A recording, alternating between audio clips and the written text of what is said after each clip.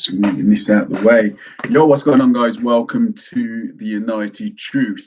Okay, so we get to what the title of the show is saying. Bruno Fernandes says Manchester United can win the league. Now, I looked at this statement, and the first thing you look at, you think, that's a huge statement from Bruno to say Manchester United can win the league. But it's kind of alluding to what I've been saying for the past how long.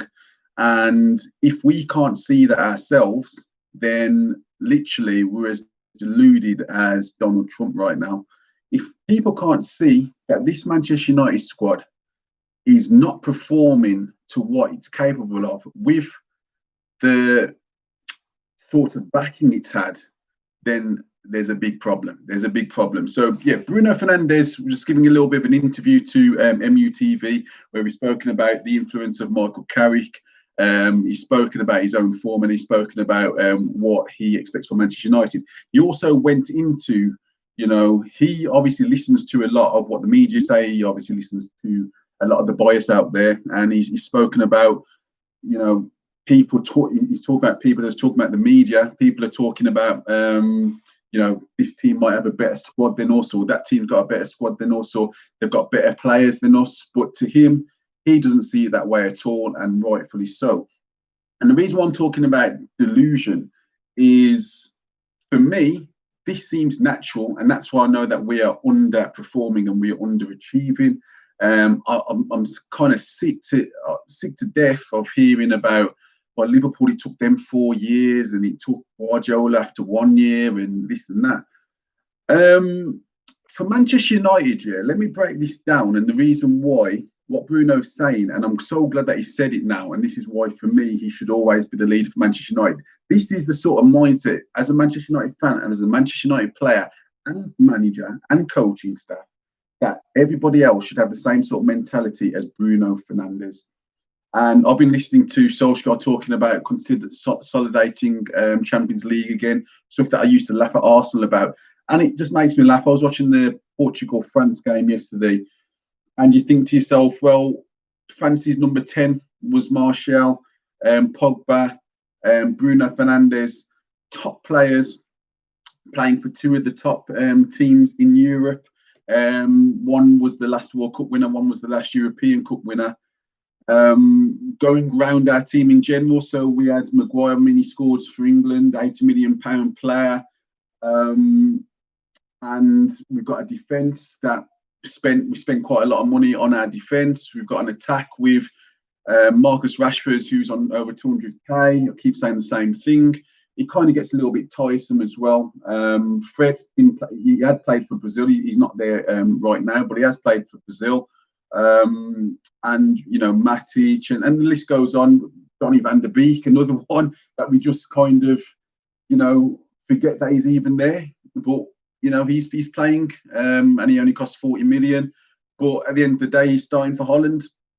So my thing is this, and there's a lot of delusion that goes around the fan base at the moment, where these sort of statements are met with, oh, it's going to take a few more years. It's going to take a couple more years with a manager that we're not too sure that he's never won anything. So we're going to give it another couple of years, as teams like Liverpool and Man City keep the best managers in the world.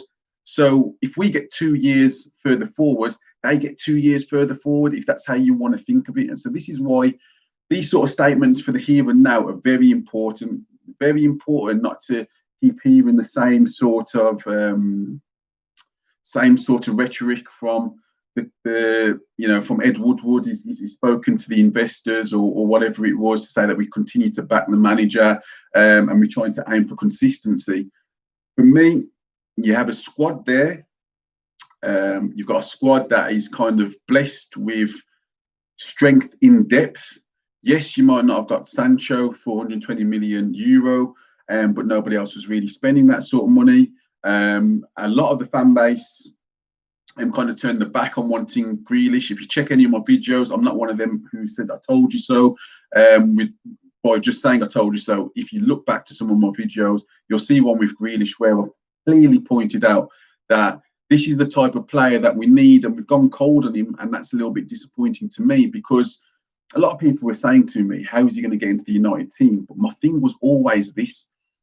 Right at the start of the season, yes, Jack Grealish may well not have started, but like for England now, if Jack Grealish, if someone got injured for a second, or we lost the game like how we started, if say after our first game against Crystal Palace, Jack Grealish didn't start, I guarantee if he had started the next game, we wouldn't have got him out of the first team. That's how good he is. It's not the same as the impact that say Van der Beek, like fans are clamouring for Van der Beek to start every sort of game and stuff like that. But it wouldn't be the same sort of impact. Not with somebody who can actually dribble, who's comfortable every part of the pitch possible. So I was always a little bit disappointed with that. But apart from that, we have got internationals all over the pitch. We've got balance, and the only thing that we may struggle with is our right side. But at the end of the day, it's not our right side that is actually killing us at the moment. It's literally having a manager that hasn't got the same sort of mentality as Bruno Fernandes. He's from a United team that had a mentality, but his mentality was also to be a sub, and no disrespect to him. But that tells me a lot. If he's a legend, but that tells me a lot if he was happy to be pretty much a super sub for most of your career. That's not to disrespect you, because at the end of the day, top managers aren't always top players. Sometimes it tells me a little bit about your mentality when it comes to patience. And I think to match my sort of patience, when I see player for player our squad, and I get ridiculed all the time. I speak to Liverpool, I speak to City. I speak more to Liverpool. I don't really speak to City supporters or whatever. And I speak to Chelsea supporters, and would discuss our teams.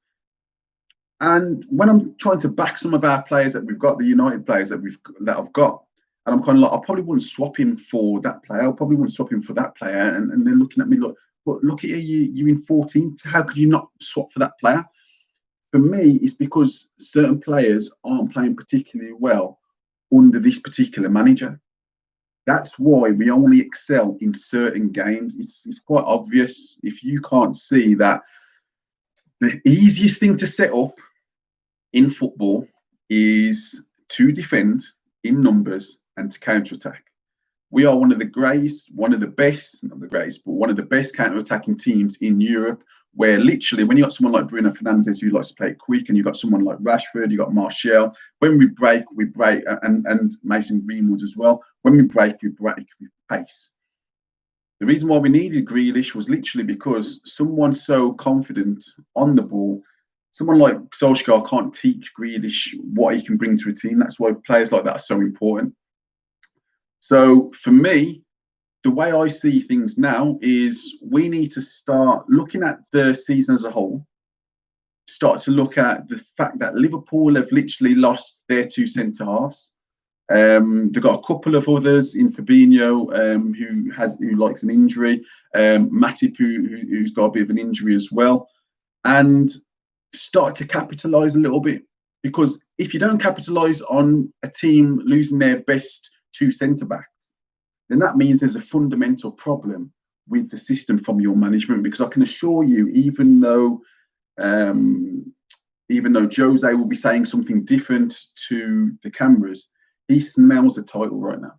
I'm not saying he's going to get it. I'm saying he smells a title right now. He can see what's happening at Liverpool. Same as Guardiola. They can see all this happening.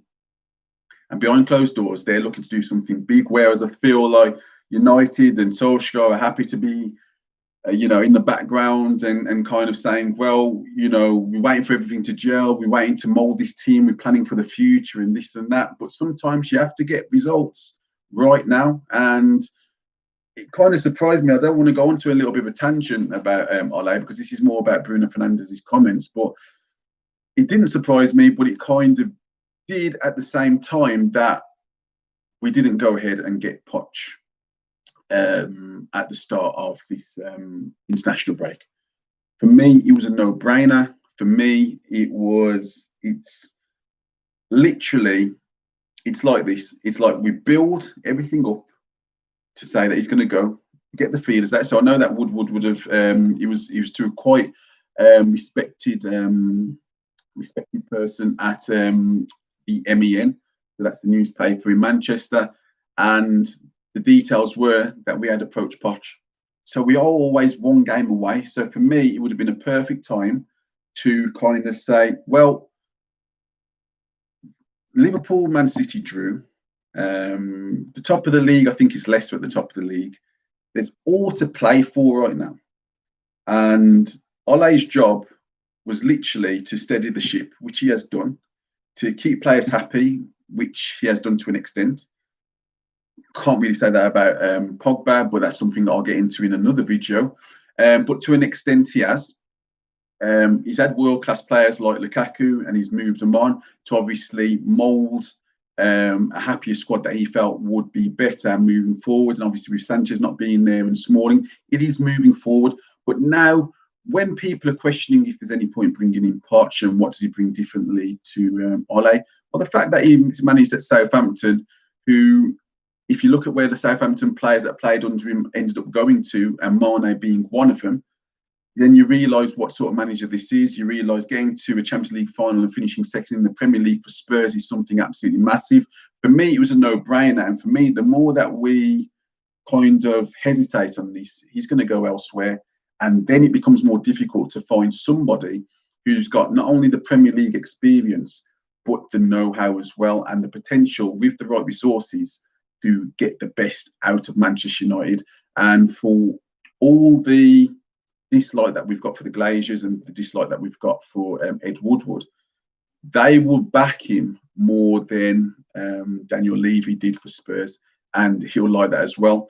So these are really important things that we need to look at. So Bruno Fernandes' point about Manchester United and being capable of winning the title should resonate with every single player, every single fan, and the coaching staff to say, there is a player here that does not see this season as just a season to continue to progress. He sees it as a season where Manchester United, just remember, it's Manchester United, are looking to win silverware, and the Premier League. Why should that not be won? Why should that not be won? I believe if we win our game in hand, I think it's against Villa, who smack it every team, every big team to be fair, so it's not a given. We've got Albion next or whatever, a game in hand or whatever. I think we go 4 or 5 points behind the leaders. So we have to start looking a little bit more ambitious. I think that this is more of my point. We have to start looking a little bit more ambitious and start to look at where we can actually get to this particular season, and stop discussing consolidating Champions League, because the fact of the matter is, if you finish third the previous season, why is your ambition to finish third or fourth the following season? Only an inept manager will think like that, and only big-time ballers like Bruno Fernandes, who plays in the national team with Cristiano Ronaldo, who only dreams on the biggest thing, is the leader of the whole team, is a leader of the whole club, and long may this continue, guys. So I want to know what you guys think. Do you think Bruno Fernandes is literally going crazy? How on earth can we win the league with these sort of players? Or do you think he's completely right? Like, why can we not compete for Premier League right now? I want to know. Leave your comments at the bottom, guys, and I'm on to the next one. I'll catch you guys later. See you later.